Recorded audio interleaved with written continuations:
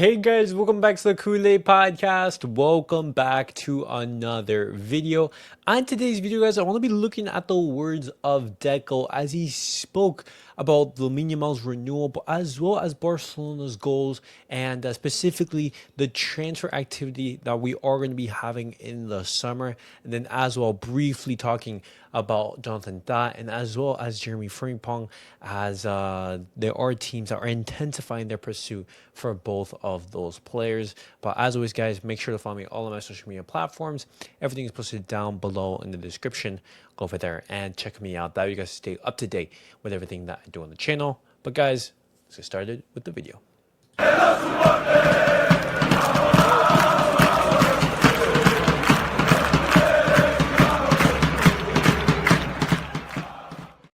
All right, guys, let's get started with the video and let's talk about Deco because you recently had an interview with ESPN in which you talked about Barcelona's Champions League exit, where you talked about Lamine's renewal, and as well talked about Barcelona's priority in this upcoming transfer summer. Basically, he first talks about the UCL loss, and he says, "This job is still pretty new for me.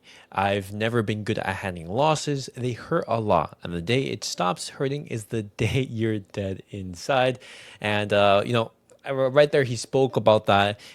Affection for Barcelona, and I think a lot of Barcelona fans, they felt the same. It wasn't a loss that felt particularly great. And he says, what helped was having a great game afterward. That match, the El Clásico, was really important for the team. But what impressed me the most was how the players reacted. They were all upset, especially the young guys, but they said, "We'll come back." That's amazing. It shows it really hurts them, but they're ready to fight. That's what gives us hope. That's the way forward.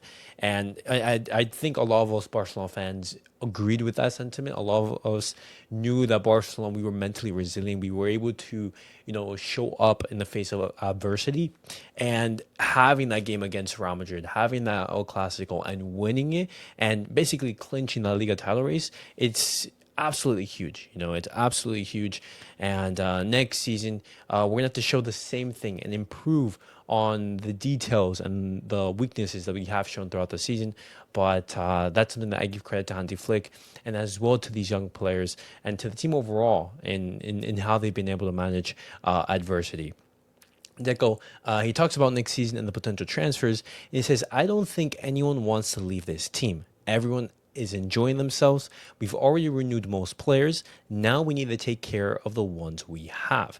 Last year I said we couldn't afford to lose anyone. I feel the same now. If we can improve, great. But the key is keeping what we've built for the coming years." And this is a very interesting quote from Deco because right here he says, I don't think anyone wants to leave this team, and I think that's completely understandable. I don't think a lot of the Barcelona players in the squad want to leave, and why would you? Barcelona, they're the best team in the world right now. They've been playing the most attractive football in Europe. They're coming off of, winning 3 trophies. Why would you want to leave? But it's a different scenario if Barcelona, if they're looking to kick you out. That's completely different.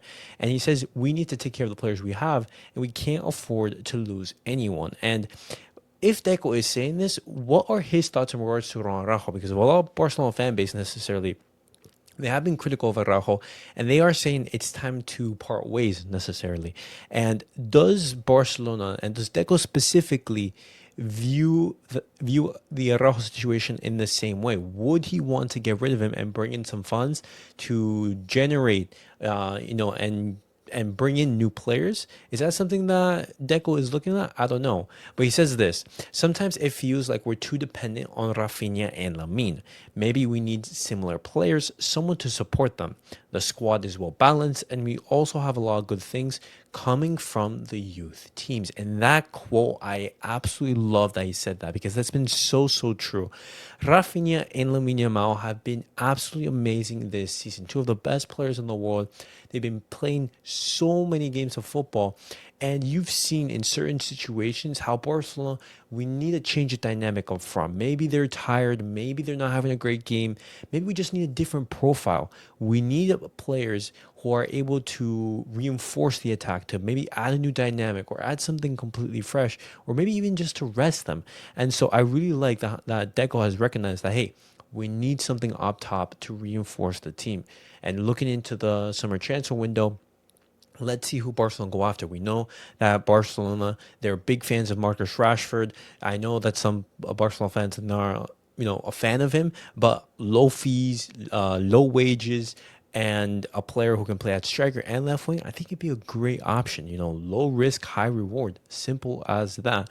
Or, you go after, for example, Nico Williams necessarily, or a Lookman, two players who would be, I would say, able to play out on the left and play well there. Those are two options that Barcelona they are looking at. But I do think that we're going to need some firepower up top. I don't think that we can be so dependent on both of these players to continue. Obviously, we hope that they do well. We want to make sure that we're well-rounded and we have quality depth in the situations. And obviously, we have players coming from La Masia who can give minutes and who can add impact to the team. And moving on, Hansi Flick, no, not Hansi Flick, Deco, he talks about Lamine Yamal. He gives his insight in regards to his renewal, and he says this in regards to that. He says, players have to be happy where they are. I don't see a better place for them. Lamine grew up here. He's from here. This generation has a chance to make history. If I were in his place, I'd want to stay and be a part of it. He said, I don't think there will be any issues, especially because he has already a contract. The club will create the right conditions for him. The renewal will happen. And that's such a big boost. Lamine Yamal is touted by many as the best player in the world. Me personally, I think he's up there. I think the conversation is just, hey, is it Pedri who's the best player in the world? Is it Lamine? Is it Raphinha? It's which Barcelona player are you guys, deeming to be the best player in the world? But something that's undeniable is that Lamine Yamal potential is sky high. The sky is the limit, and him being 17 years of age and showing these performances, showing these levels, it's absolutely absurd, and it's actually scary what he can do in the future. In Barcelona, they have a gem, and they have to do everything in their power to make sure that he stays here and is able to create history. And as Deco said, there is no better place to do it than Barcelona.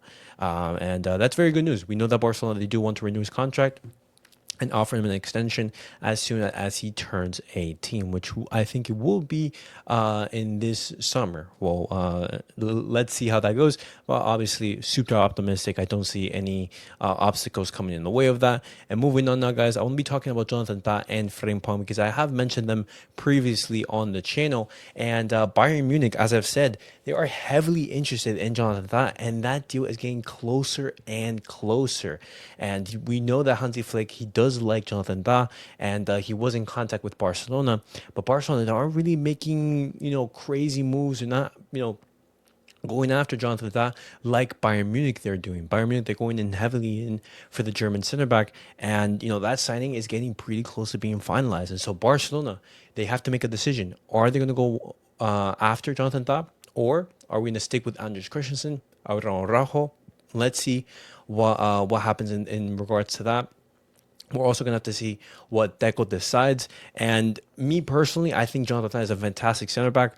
But if Barcelona, if they're satisfied with the services of Andres Christensen, if Araujo doesn't leave, then I don't think there's space for an extra center back. If there is a departure, notably Araujo, then we can decide. But if not, it just seems that Jonathan Tah, he's going to be heading to Bayern.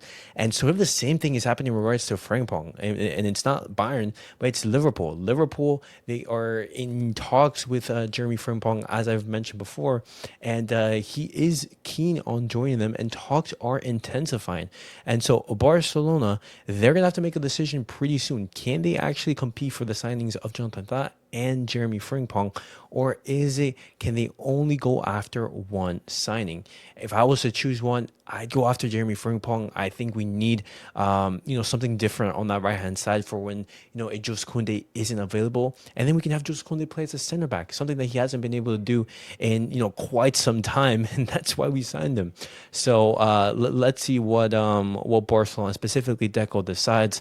I will be making sure to keep you guys updated in regards to Barcelona's transfer news and updates. Let's see if Barcelona, they're going to be going after Jonathan Tah or Jeremy Frimpong, Or is it just going to be Barcelona miss out on both of these two players and then instead have to go out into the market and sign other players? Let's see what happens.